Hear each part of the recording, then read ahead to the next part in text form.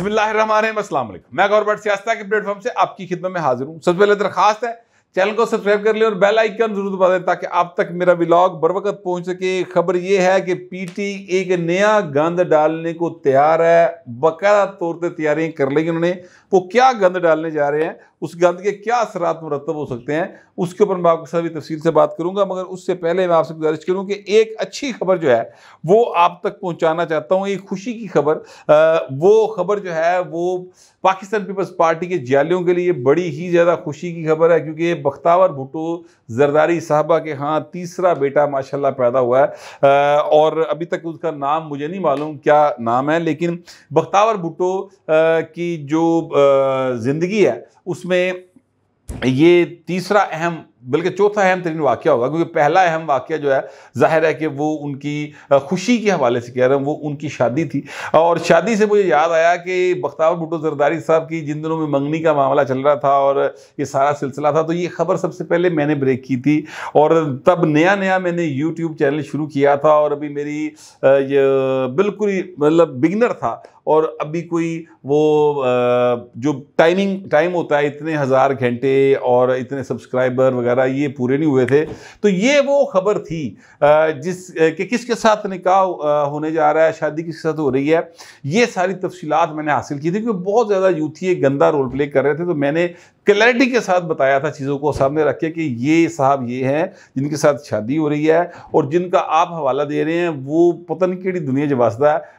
खाम खा चीज़ों को आप गड़बड़ ना करें। लेकिन यूथी ज़ाहिर है गंद पान दे आदि ने, तो उन्होंने बहुत गंदा रोल प्ले किया था। तो उस वक्त मेरा इस एक व्लॉग के साथ ही वो सारा टाइम, बल्कि उससे इजाफी हो गया टाइम, जो 4000 घंटे चाहिए थे यूट्यूब को मोनेटाइज करवाने के लिए, और साथ ही साथ 1000 सब्सक्राइबर से कहीं ज़्यादा मेरी सब्सक्रिप्शन हो गई थी इस एक व्लॉग के साथ।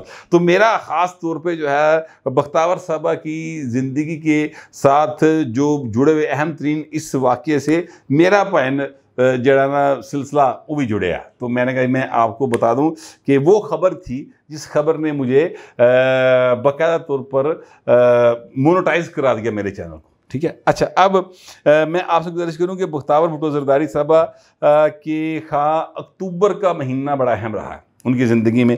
11 अक्टूबर को उनके यहाँ पहला बेटा पैदा हुआ 2021 में। बहुत खूबसूरत बड़ा क्यूट बच्चा है वो माशाल्लाह। दूसरा भी बहुत क्यूट है, तीसरे की भी तस्वीर नहीं देखी, वो भी बहुत क्यूट होगा। बहरहाल दूसरा बेटा जो वो पैदा हुआ वो भी 5 अक्टूबर 2022 को हुआ। और अब जो बेटा पैदा हुआ 20 अक्टूबर 2024 को पैदा हुआ। तो अक्टूबर का महीना बख्तावर भुट्टो जरदारी साहबा और उनके हस्बैंड के लिए बड़ा खुशियों का बायस रहा है। ज़ाहिर है कि ये बिलावल साहब के लिए भी है, ये आसवा के लिए भी है, जरदारी साहब के लिए भी होगा। तो बहुत मुबारक हो जी, अल्लाह ताला हज़ारों लाखों खुशियाँ देखनी नसीब करे और बच्चों को सेहत ज़िंदगी दे। अब मैं आपसे गुजारिश करूं कि इस अच्छी खबर के बाद एक और ख़बर है, वो यूथियों के लिए तो बाहर अच्छी नहीं है लेकिन पंजाब की आवाम के लिए अच्छी खबर है, और वो मैं चाहता हूं कि आपको सुना दूं।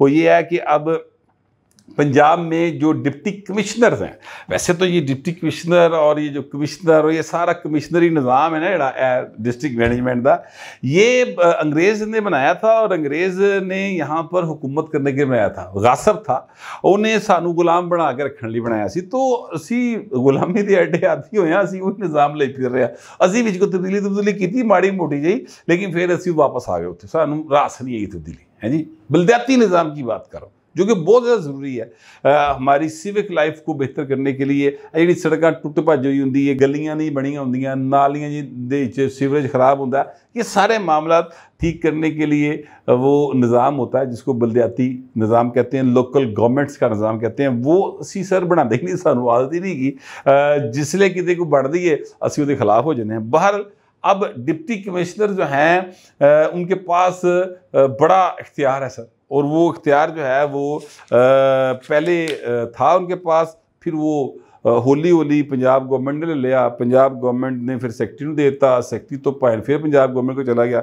अब उन्होंने ये किया कि डीसी को वो इख्तियार वापस कर दिया और कहा गया कि जनाब 1 महीने तक का जो दफ़ा 144 का नफाज है ना वो डीसी कर सकता है। यानी डीसी अपने ज़िले में जब मुनासिब समझे, जेड़े पासे मुनासिब समझे उत्थे वो 144 ला सकता है। उसके लिए उसको किसी हुकूमत से, किसी होम सेक्रेटरी से इजाज़त की ज़रूरत नहीं है।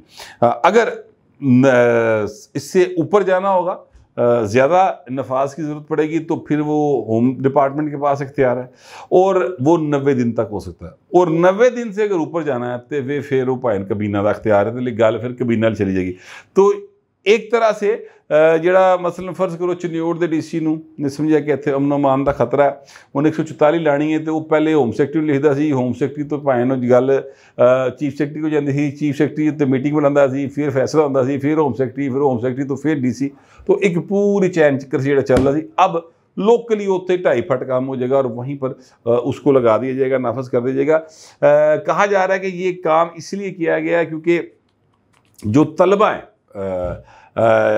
और वो तलबा जिनको वर्गलाया गया और वो तलबा जो साजिश का शिकार हुए हैं और उस पर यकीन कर बैठे हैं कि वाकई एक ऐसा वाक़या जो सिरे से हुआ ही नहीं है, उसके ऊपर उन्होंने एहतजाज सजूज जड़ा ना वो किया और उनको ज़रा निबड़ने के लिए एक्चुअली PTI जिहड़ा गंद पा रही ना उन्होंने निबड़न लिए इख्तियार दिया गया। आज भी पंजाब असम्बली के बाहर कुछ शायद 1.5-2 दर्जन तलबा आए थे और उन्होंने आकर वहाँ पर उस वाक़े के ऊपर दोबारा चीखो रौला पाने की कोशिश की थी, लेकिन किसी ने उनको कोई बहुती लिफ्ट नहीं करवाई क्योंकि हकीकत है नहीं, उसमें कुछ था ही नहीं, सिरे से वाकई नहीं हुआ और झूठ खड़ा गया।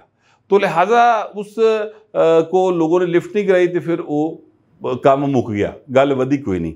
अच्छा, अब इसके बाद जो मैं आपके साथ खबर शेयर करना चाहता हूँ वो खबर है जनाब ज़ैन कुरैशी साहब की। ज़ैन कुरैशी साहब शाह मुहम्मद कुरैशी के साहबजादे हैं और 1 लाख इख्तलाफ हो सकता है शाह मुहम्मद कुरैशी साहब की सियासत के साथ, लेकिन बहरहाल वो एक सीजन पॉलिटिशियन है, एक बुज़ुर्ग आदमी है, 70+ उनकी एज है और सारे दिन रौला पाई जा रहे PTI ले कि हाय साडा इमरान, हाय साडा इमरान। यार शाह मुहम्मद कुरैशी अल भी तक लो बेचारे, हल किसी भले उदी भी को खबर लवो, उदा भी को ध्यान मार लवो। वो भी अपने बेटे और बेटी के साथ इस मैदान कारज़ार में आपके साथ खड़ा है। उसकी लड़ाई जायज़ है नजायज़ है, मैं इस बहस में नहीं जाता, लेकिन ख्याल ना खलोता ना उदे बारे कभी PTI कोई ट्वीट भी नहीं करेगा। तो ज़ैन कुरैशी के बारे में ये अफवाह उड़ी के पायल लोटे हो गए ने और ये चले गए हैं उन्हों के पास जो जिन पे इल्ज़ाम लगाते हैं कि जनाब महकमा ज़राअत वाले ले गए ने और ये उनके साथ है। लेकिन ज़ैन कुरैशी साहब ने फिर एक अपना वीडियो बयान जारी किया और उन्होंने कहा कि जनाब रात के 2 बजे और मैं इस वक्त भी रुपोश हूँ और मैं पार्लियामेंट हाउस में नहीं गया, अभी वोटिंग नहीं हुई है। ये उस रात का बयान है, अभी वोटिंग नहीं हुई है, मैं अपने रुपोश हुआ हूँ और अपने वालिद की कहने के ऊपर रुपोश हूँ। उन्होंने मुझे कहा कि तुम रुपोश हो जो, क्योंकि ये ना हो कि तुम्हें वो तंग करें और मतलब एक लोटा बनाने की कोशिश की थी, लिहाजा तू साइड पे हो जा। अच्छा, उन्होंने अपना एक 7-7.5 मिनट का बड़ा तफसीली मौका बयान किया, लेकिन आप यकीन कीजिए उस वक़्त मुझे बड़ा अफसोस हुआ जिस वक़्त उनके ट्वीट के ऊपर जो कमेंट्स आए तहरीक इंसाफ के लोगों के, वो सारे के सारे मुग़ल्लज़ात बक रहे थे ज़ैन कुरैशी को और वो बाकायदा तौर पर उनके ख़िलाफ़ बात कर रहे थे, यानी उनके आर्गूमेंट को किसी ने बाय नहीं किया। फिर शेर अफजल मरवत साहब हैं, उन्होंने एक गुफ्तगू की, उन्होंने कहा जी कि हमारे जो 11-12 बंदे इन्होंने लोटे बनाए और जो 5 हैं उन्होंने वोट किया और जो बाकी 6 हैं वो उन्होंने स्टॉक में रखे हुए थे, रिजर्व में, ज़रूरत पड़ती तो उसको भी ले आते। इस तरह के नाम भी वो ले रहे हैं। मैं ये समझता हूँ कि PTI चूँकि बतौर जमात कहीं एग्जिस्ट ही नहीं करती, ये सारे लोग आज़ाद लड़े थे तो उनको अपनी मर्ज़ी के साथ कहीं भी जाने का हक़ है, मगर फिर भी पायना लोटा लोटा होता है। वोट आपने अगर इमरान खान के नाम पे लिया है तो आपको उसकी केयर भी करनी चाहिए। मैं ईमानदारी से ये बात समझता हूँ। कानूनी जो भी होंगे और आइनी जो भी मामलात होंगे वो अपनी जगह पर, लेकिन एक इखलाकी मामला भी होता है और सियासत जो होती है वो मोरल वैल्यूज़ के तहत ही चलती है। तो मगर ज़ैन कुरैशी अभी तक लोटा नहीं हुआ, उसने किसी जगह के ऊपर वोट नहीं दिया, किसी जगह पर इमरान खान के मौक़िफ़ से वो पीछे नहीं हटा, इसीलिए मेरा ख्याल है कि उसके बारे में जो बातें की जा रही हैं वो मुनासिब नहीं है। बहरहाल PTI के अंदर का रोला है। अब मैं आपसे गुजारिश करूँ कि PTI एक नया गंद जो डालने जा रही है वो क्या डालने जा रही है। देखिए 26वीं आईनी तरमीम हुई है, इस आईनी तरमीम के नतीजे में चीफ जस्टिस नए आएंगे, उनका हलबरदारी होगी। इस आईनी तरमीम के नतीजे में जो है आईनी बेंच बनेगा, उसकी हलबरदारी होगी। जो रवायतें हैं उसके मुताबिक ये होता है कि जनाब उसमें सीनियर वकला को बुलाया जाता है, बार कौंसल्स को बुलाया जाता है।